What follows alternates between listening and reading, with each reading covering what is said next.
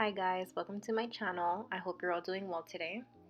So today's look will be a glitter cut crease, and this has been a highly requested video, and I just want to let you guys know that you guys don't have to use the exact same products I'm using, and you guys don't even have to use the same colors I'm using. You can go off and use blue, purple, just stay within the same color scheme. So now let's get started.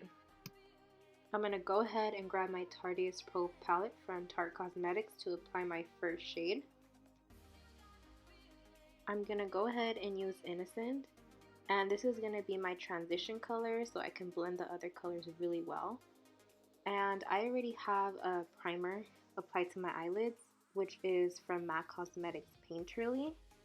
And by the way, once I apply my primer, I do set it with the translucent powder from RMCA, just so that we don't have any creasing going on while we're applying the shadows. And the brush I'm using to blend out my shadow is the Morphe M200 brush.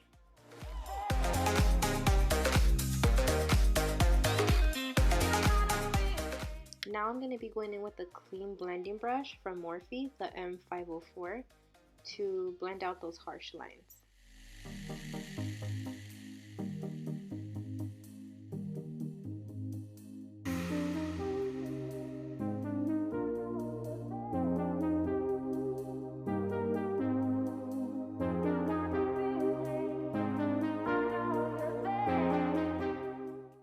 Again, with my Tarteist Pro palette, I'm going to be going in with the shade Whimsy using my Morphe M200 brush and then a BH Cosmetics brush.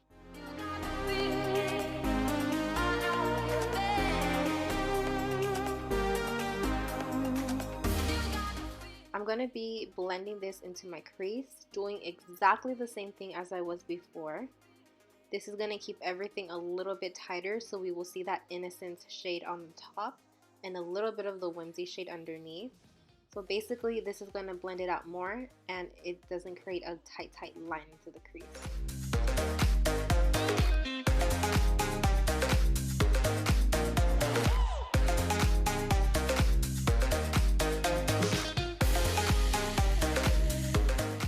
I am now going to be going in with the Masquerade palette, which is one of my ultimate favorites from Juvia's.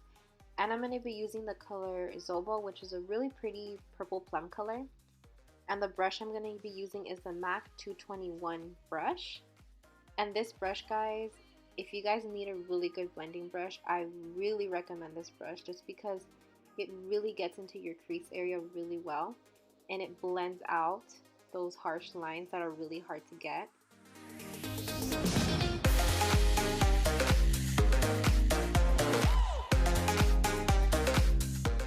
As you guys can see, I'm not blending that color too high, and I'm not passing my transition shade color, just because when we're doing a cut crease or any blended shadow, you don't really want to make it look like it's just one color. You want to make it look like it's transitioning, and that's the whole point about blending, knowing how high to go and how low. So I'm just going kind of like where I applied that last color, just on top and blending it out. And this is the part where my cat was making me so impatient because he was not letting me concentrate with all the meowing he was doing. But I'm pretty sure all my cat people know how it is having a spoiled cat. But anyways, that's me jamming it out to the music, having fun, creating this look.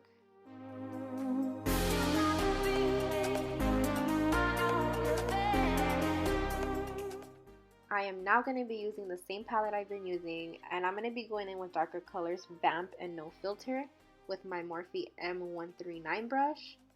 And I'm basically grabbing a little product. I'm not going to be applying too much just because I want to do it to my desired look. And if you grab too much dark product into your brush all at once, you might end up messing up, and then it's just harder to clean up darker colors than it is with lighter colors. So it's just easier if you just start grabbing little product and then just keep going to your desired look.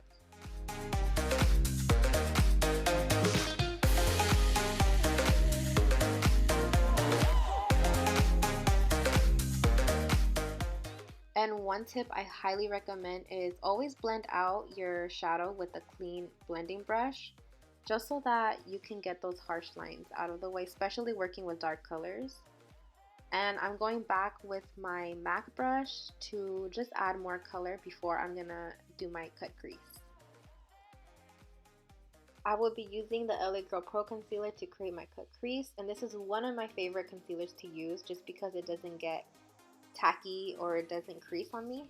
During this process, I do take my time, and I do recommend you guys take your time if you're not used to doing cut creases, just because you don't want to go too high up. So this is gonna take a while, and I know it might bore you guys, but like I said, I like to take my time doing this step just because I don't want to go above my crease. Even though I do go a little above my crease, I don't want to go too high. I just want to do something more, just a little bit dramatic, but not too dramatic to the point where it's going to look like a drag queen.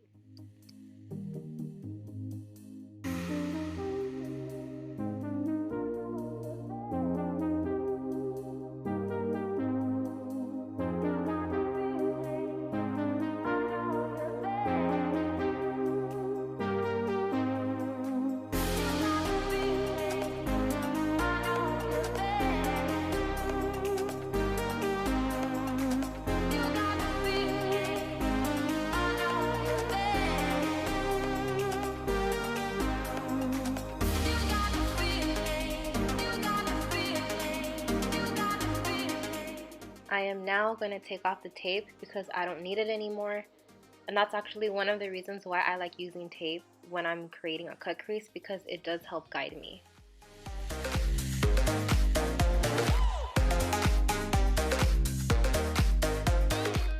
Once my concealer on my eyelid has dried a bit, I'm going to set it with the color Classic. And I like setting my concealer just so that I can have a better application when applying the glitter.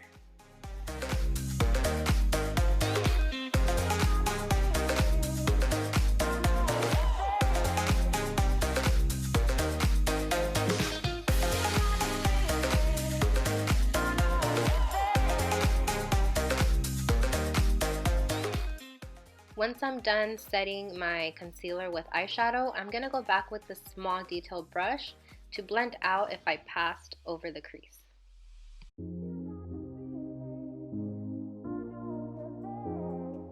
This was probably the most difficult part to film, was doing my eyeliner, just because my camera defocuses, but I am still trying to find a way to get the way I do my eyeliner.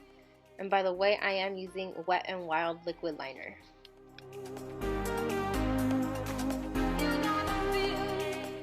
And I know some of you guys might be thinking why I'm applying my eyeliner before I do my glitter.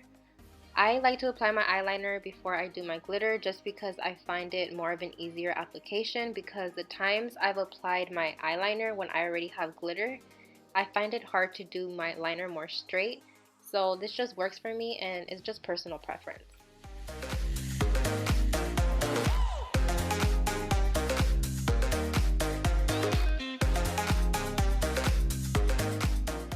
My camera cut off when I was applying the glitter, so I am so sorry. Next tutorial I will be showing how I actually apply the whole glitter. But as you can see, I am using a small brush from BH Cosmetics, and I'm just applying with an eyeliner brush more glue on the ends where it's harder to get the glitter. And the primer I'm using to apply my glitter is the NYX Glitter Primer, and I'm using Shopware Beauty Glitter in Vanity. And then here I'm just going back with the eyeliner to sharpen it up. And my eyelashes that I'm going to be using are Lena Lashes, and they're in the style Gigi.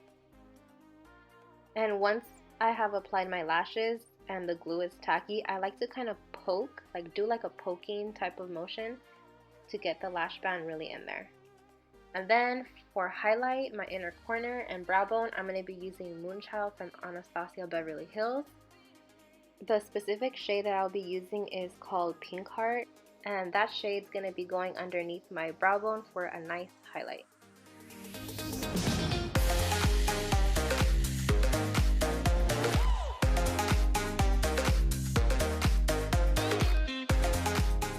I kind of felt like this look was missing something, So I went with my NYX Vivid Brights liner in Vivid Petal to outline my black liner. And one thing I really suggest you guys do is before you apply your false lashes, apply the NYX Vivid Brights, just because it's really hard to apply that pink liner on top with my full lashes in the way, which caused some of that pink liner to go on my lashes. So that's why it was actually hard to get on film and I didn't get the whole thing. And like I said, I wasn't even planning on using this liner. So if I was planning on using it, I would have done this before I applied my false lashes. But the good thing is the black liquid liner will correct those mistakes so it can look more straight. And for the final step, I'm going to be applying Pink Heart from my Moonchild Glow Kit by Anastasia, just so that my eyes can be more bright and pop out the eye look. And this completes the final look, guys. I hope you guys enjoyed it and liked it. Please give this video a big thumbs up if you liked it. And please subscribe to my channel. I hope you guys enjoyed this video. It was my first YouTube video that I did. So if there's anything that you guys would want to see next time, let me know. If there's anything I can improve on, feel free to also leave suggestions down below on the comment box. And I will be listing my social media platforms, Instagram and Snapchat, down below. And hope you guys have a nice day. Until next time, guys. Bye.